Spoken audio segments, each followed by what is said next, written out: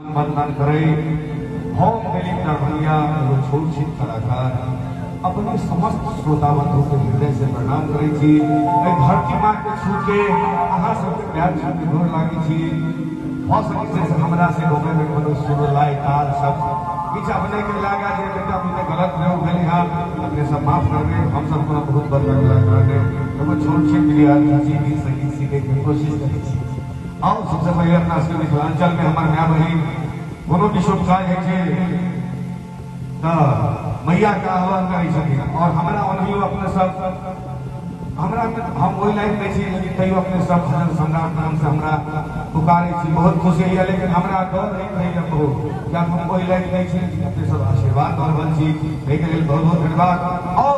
अपना मिथिलांचल में शुभ कार्य में माँ बहन सब मैया के मनांग आह्वान करी सके और हम सब मिलकर हेलो हेलो हेलो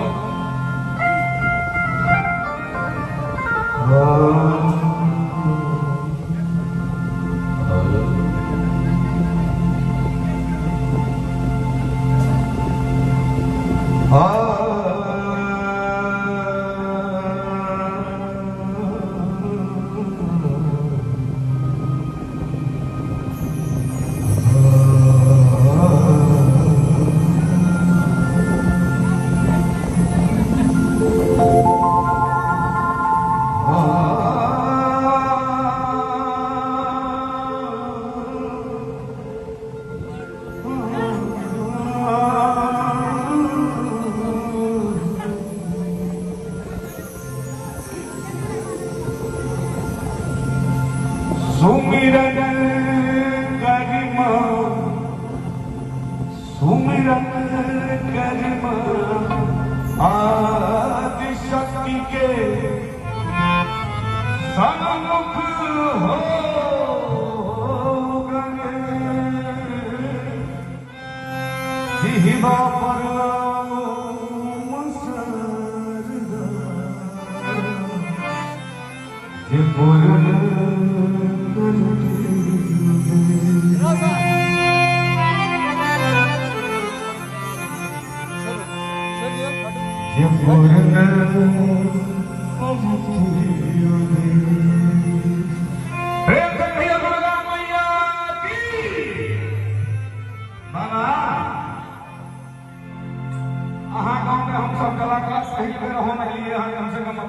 आशीर्वाद से हला चाहिए नहीं छोट छोट कलाकार के लिए सब खाइए ले काल के संगीत के आनंद लेवे चाहे नहीं किया खराब है अपने सबके सहयोग रहते अपने सब सपोर्ट पूरी तकरीर कलाकारों पे गौरव बंदी को लगता है कलाकार ने कही से बाबा एक बार हम खा के छोटी बजाने इलाज करके तो बात हमारे मैं कहूं सभी को हाथ खा के जो और सरकार सब खाना खा रहा जब अपने सब गीत के एंजॉय करें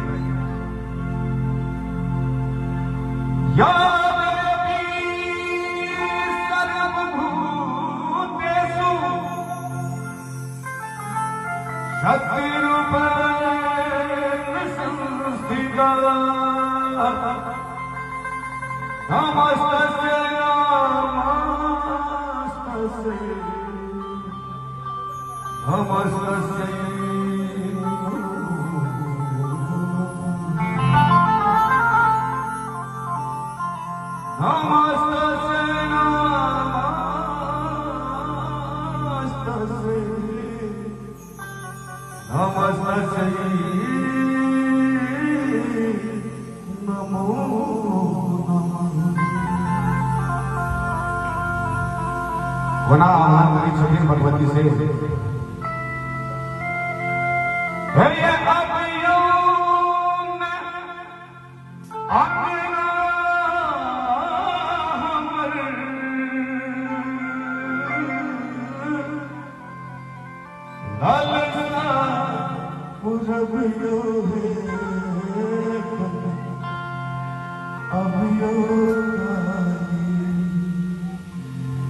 सुने छे अपनी सब घटना घर से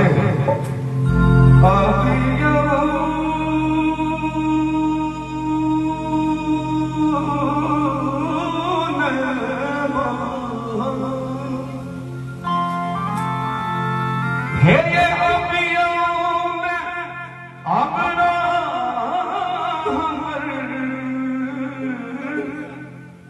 ललसा अबियों कने अबियों भाई छठी नंबर भाग में लाल रंग से हे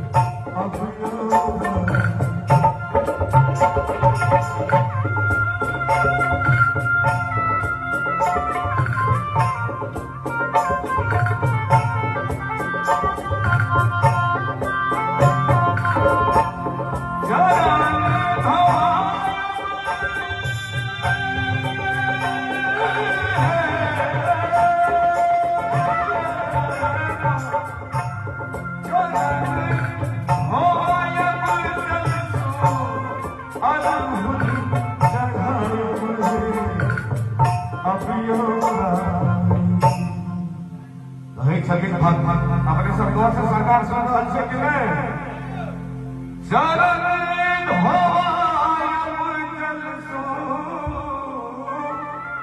हे ये अड़हुल चढ़ाए कने अबियो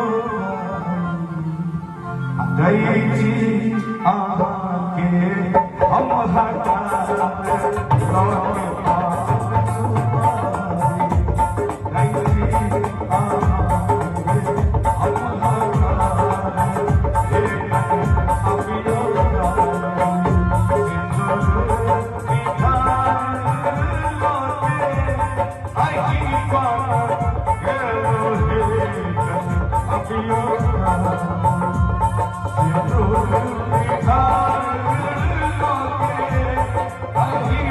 I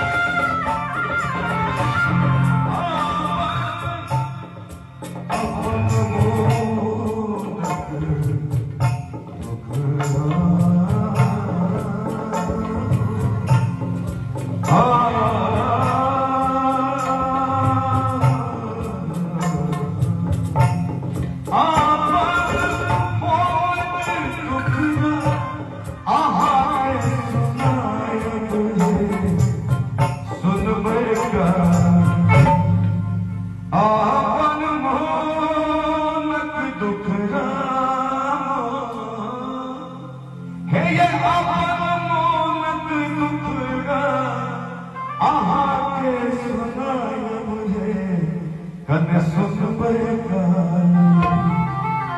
एक बेटा सका मासी ना